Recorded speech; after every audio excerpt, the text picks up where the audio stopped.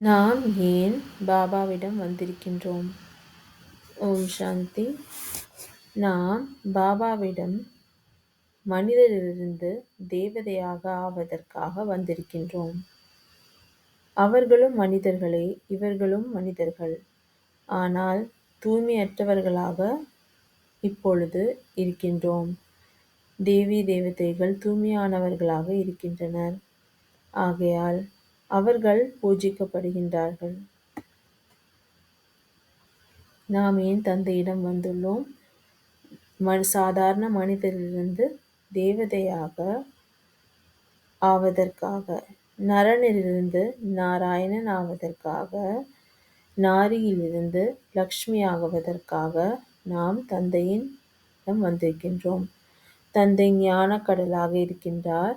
அவர் எந்த ஒரு சாஸ்திரத்தையோ படித்துவிட்டு இங்கே நமக்கு கூறுவது அல்ல. அவரிடம் ஞானம் இருக்கின்றது. ஆகையால் அவர் நமக்கு இந்த ஞானத்தை கூறுகின்றார். சாஸ்திரங்களோ கீதையோ துவாபர யுகத்தில் இருந்து இருக்கின்றன. அவைகள் பக்தி மார்க்கத்தின் உடையதாகும் என்று தந்தை புரிய வைக்கின்றார்.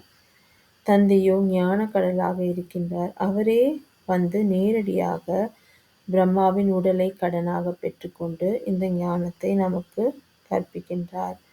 ஆகவே நாம் தேவதைகளாக ஆக வேண்டும் என்றால் நாம் ஆத்மா என்று புரிந்து தந்தையை நினைவு செய்ய வேண்டும். தேக அபிமானிகளாக ஆகிவிடக் கூடாது.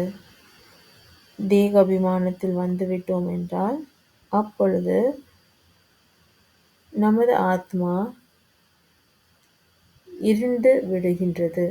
ஓம் சாந்தி.